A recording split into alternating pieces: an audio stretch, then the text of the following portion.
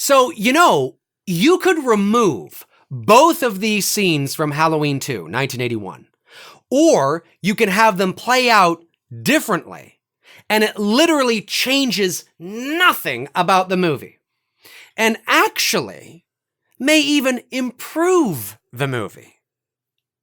That movie is a shit show. What you think you see, what you think you hear, that's what it's about. It's all theater of the mind. No, it's garbage. It's garbage. Mood and atmosphere. Now that I really like. That's what I'm looking for. That's what I want to see. Hey folks, how you doing? Dave McRae here. Okay, so what am I talking about? Well, obviously, I'm talking about Halloween 2 from 1981 and the brother-sister story arc. Now, I know what you're thinking. Dave, haven't you talked about this before? Well, I've talked about it in past videos, and I've mentioned it in live streams, but I don't think I've gone this detailed into it. So let's jump right into it. Okay, so the other day, I'm sitting on my couch, and I got about 25 minutes to kill before I have to leave for a voiceover session. So I'm watching Halloween 6, The Curse of Michael Myers on TV. It was on AMC. So I'm, watching it, and one thought leads to another, and I'm thinking about the movie, and I'm thinking about Halloween, and I'm thinking about the shit shows, and I'm thinking about the things I don't like, and I'm thinking about some of the things I like, and all that kind of stuff. And I started to think about Halloween 2 and the brother-sister story arc. And, I'm sitting there and I'm thinking to myself, it really was completely unnecessary to implement that. Now, I understand, I can intellectualize John Carpenter's thought process on why he did that. And we all know that Carpenter wrote Halloween 2 reluctantly, by the way. He did not want to write it at all. And it's because the story had been told. I mean, you've heard me say this many times. Michael Myers was gone when Dr. Loomis looked over the balcony, not because they were trying to set up a sequel like, oh no, dun dun dun. Tune in next week, same bat time, same bat channel. No, it had nothing to do with that. He was gone to fill the message, to bring the message of the movie home. You can't kill the oh, it was the boogeyman. You can't kill the boogeyman. Oh, okay. You know what I'm saying, right?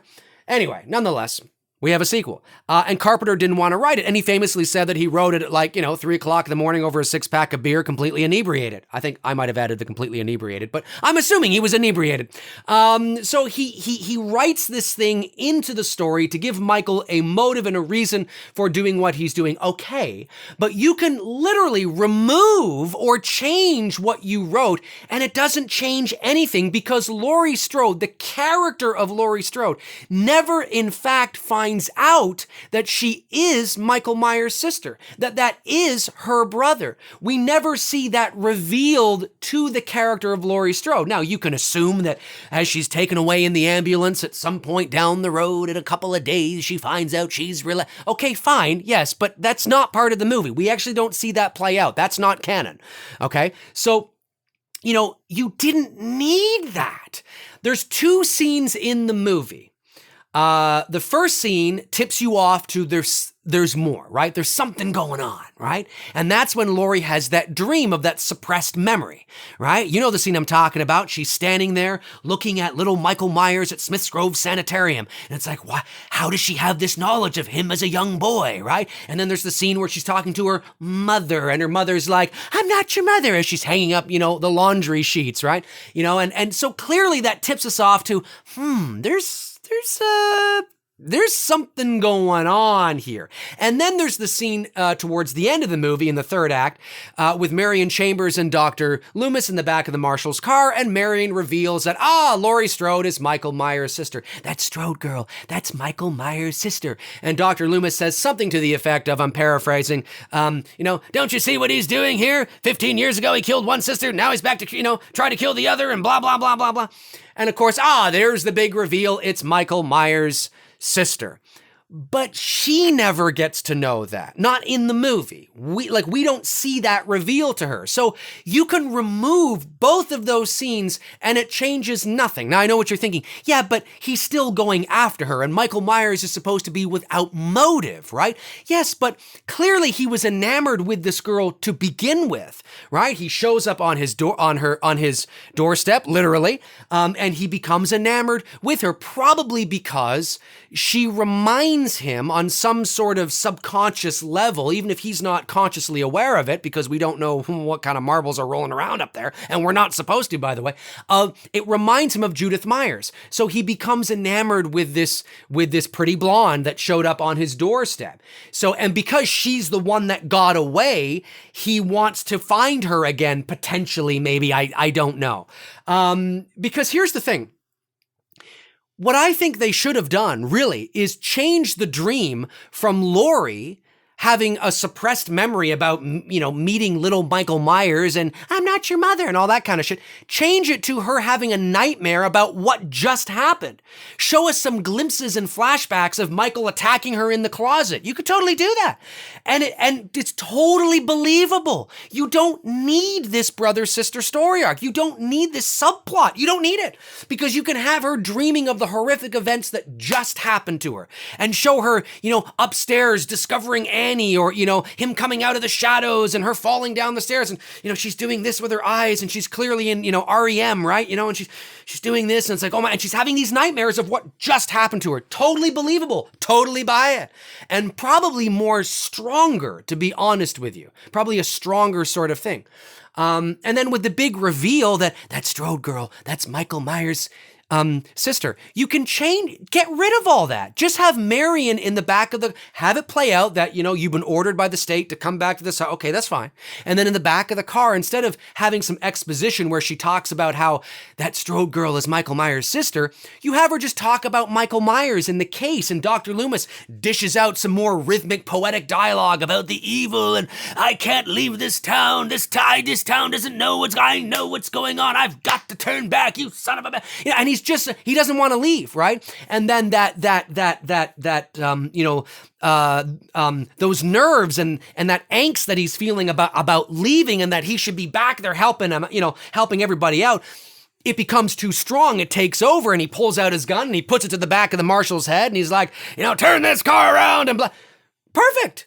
And there's no reveal in the back seat at all about Laurie being Michael's sister or anything. And as a matter of fact, there could be some nice moments there to add additional really cool dialogue, even from Marion. Now, Marion can't upstage Loomis, but she can be a nice, sort of accent and compliment, to what he's saying, because we still, at this point in the game, this is Loomis's nurse. She's probably got some cool insight, and info that she could reveal as well that has nothing to do with Laurie Strode.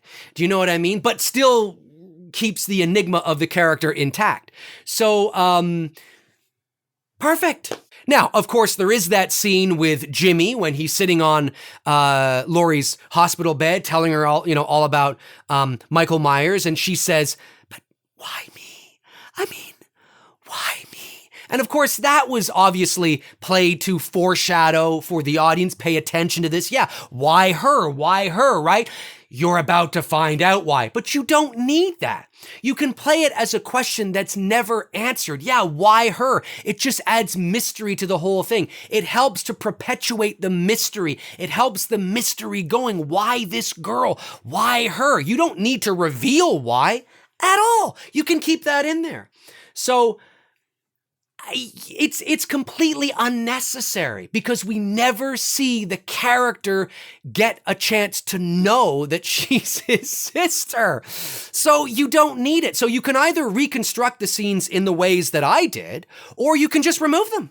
Just remove them. Take the dream sequence out altogether and take not necessarily take the scene, take the dream sequence out, that scene altogether, and reconstruct the end scene with Marion and Loomis, and there you go. It literally changes nothing about the movie and may even improve the movie.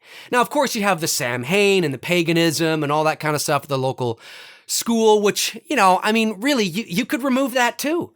It almost feels like Carpenter was almost, he didn't want to do the same movie over again, and I understand that.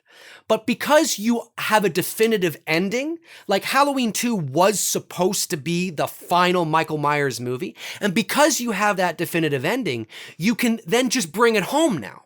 Like, just have it that he's going to the hospital because she's the one that got away. You don't necessarily say that verbatim, but it's clear that he's enamored with her on some sort of level that we don't understand, or that we think we do, but we might not, and he goes to find her because she's the one that got away. I mean, listen, if you're going to add motive to the movie, I would rather have the motive is she's the one that got away, so he's pissed, rather than she's his sister. Now, some of you sister fans will be like, no, I want the sister, I want the sister, I want the sister. I get it. I understand it, right? It's embedded into the pop culture consciousness. You're emotionally attached to it. You love it. You yeah, but it gives, the story much more weight, and there's much more to it. It makes him stand out. It's better when it's family. And I've heard it all, folks. I've heard it all. But to me, if you were to do what I just said, I actually think it improves the movie. I think it does. Not by leaps and bounds or anything like that. I don't think all of a sudden it's this masterpiece, but I just think it's like, yeah, it's extraneous. It's unnecessary. We don't need to reveal this at all because there's no epic moment where she finds out that she's his sister. So who cares? Who cares? Why is that even, that's just purely in there for the audience, not for the character.